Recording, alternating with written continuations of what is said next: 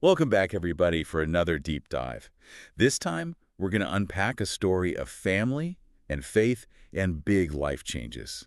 You ever get that feeling? Yeah. Like that tension between staying where you are and venturing into the unknown? Yeah, that's a pretty universal feeling, that pull between what you know and what might be. For sure. And to really dig into that feeling, our guide for this deep dive is going to be the story of Jacob in Genesis chapter 46. Oh, yeah, classic story. Lots of good stuff in there that we can apply even today. So, to set the scene, Jacob, who's also known as Israel, is living in Canaan. He's there with his whole family, sons, daughters, grandchildren, The whole crew. the whole crew.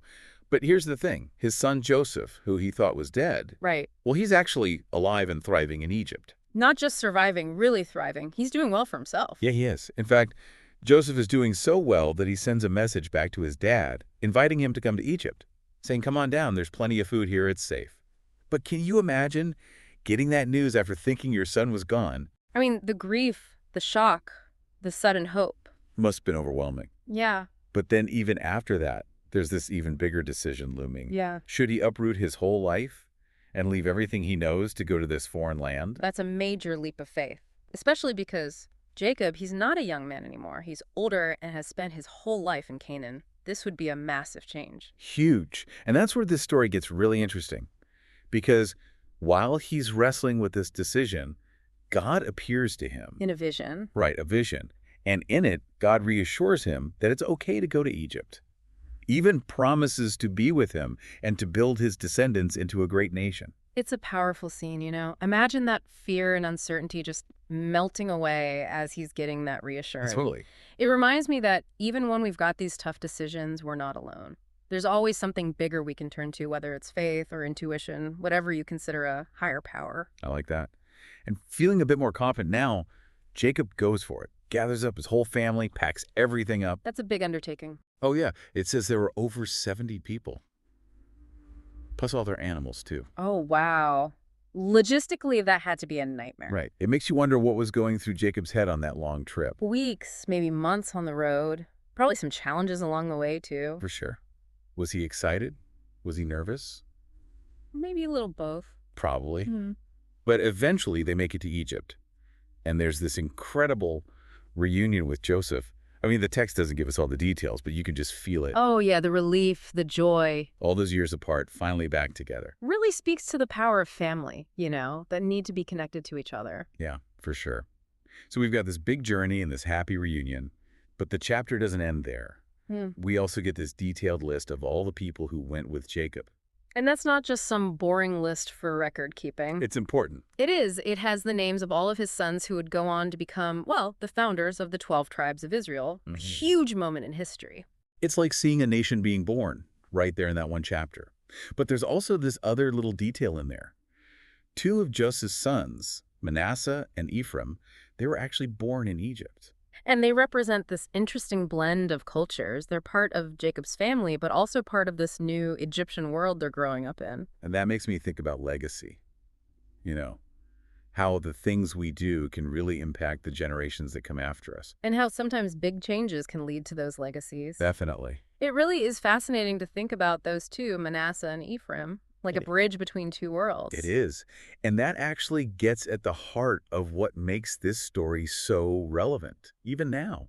It's not just an old story. It's about those moments when we're all called to step outside what's familiar and embrace something new. We've all got our own Egypts, right? Absolutely. And just like Jacob, we're going to feel that fear, that doubt. Yeah, wondering if you're making the right move. It's human nature, right?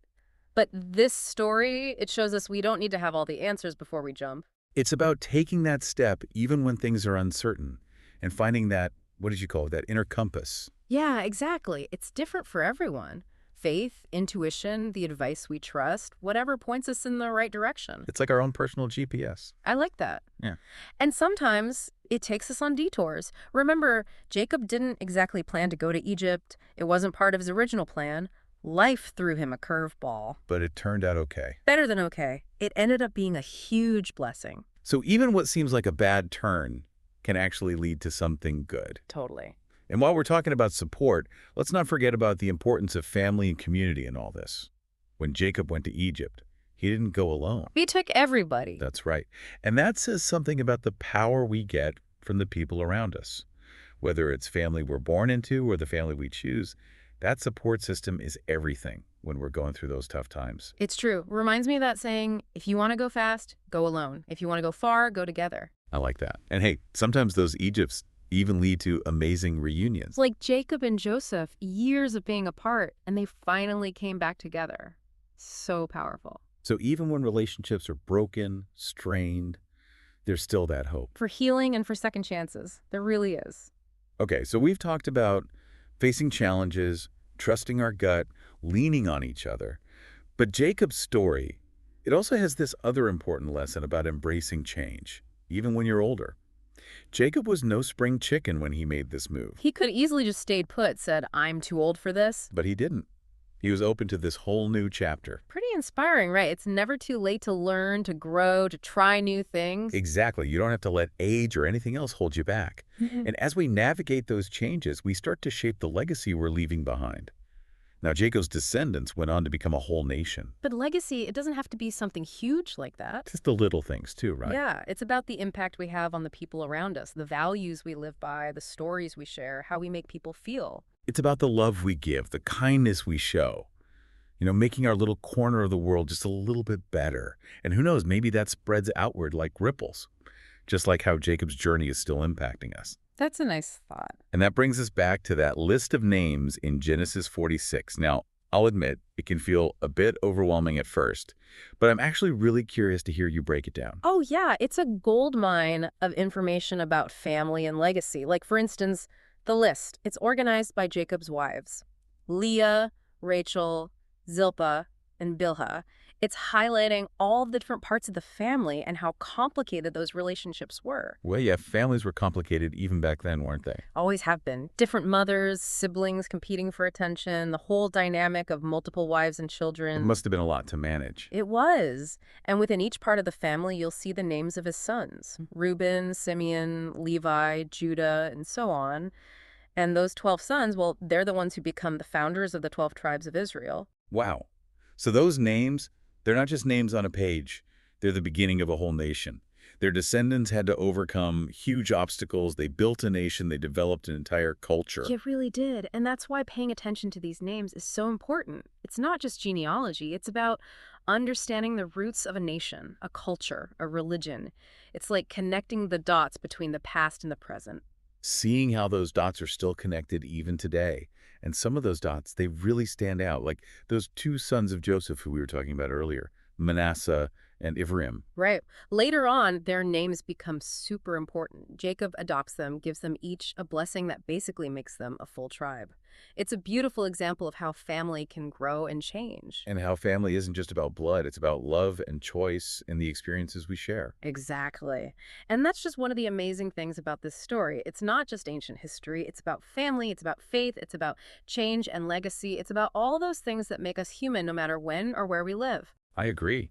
And it reminds us to find inspiration for the people who came before us. As we deal with our own Egypts and try to make the world a little better. Definitely. So as we wrap things up, I want to encourage everyone listening to go back to that list of names in Genesis 46. Don't just read it. Really think about it. Think about all those lives, all those stories, all those contributions. It's quite a thing when you stop and consider it. It really makes you think, doesn't it? How those names passed down over centuries still have such a powerful impact. They really do. It's like each name is a little window into the past, and at the same time, it's shaping the future. It's wild. So when we think about Jacob's story and what he passed on, what can we learn about our own place in all of this? Well, I think it starts with understanding that we are all part of something much bigger. Just like those names represent a family and a tribe and a nation, our lives are connected in so many ways. The choices we make, the things we do, they all have an impact. It really puts things in perspective, right? Even the small things, the little acts of kindness, the words we say, it all matters. Every bit of it. And that's where the idea of legacy gets interesting. It's not just about the big accomplishments, but the kind of person you are. So it's not necessarily about building empires, but about, I don't know, leaving things better than you found them. Exactly. It can be so many things. Sharing stories, keeping traditions alive, fighting for what you believe in, creating art, teaching others, or even just being kind to the people around you. It's just being a good human. Yeah, that's a big part of it. It's about living with purpose, knowing that your life has meaning. And that we can all make a difference. We can. And when we face those challenges, those moments that feel like our own Egypts, Jacob's story can give us strength. Remember to trust that inner voice, lean on your people, and know that even hard times can lead to growth and change. And remember to be kind. Always be kind. This has been a great deep dive, so much to think about. It really is. And for everyone listening, if you ever feel lost, unsure of what to do, remember Jacob's story. Remember that list of names. Remember that you are part of something amazing and that your life matters. It does. So keep exploring, keep asking questions, and keep diving deep. We'll see you next time.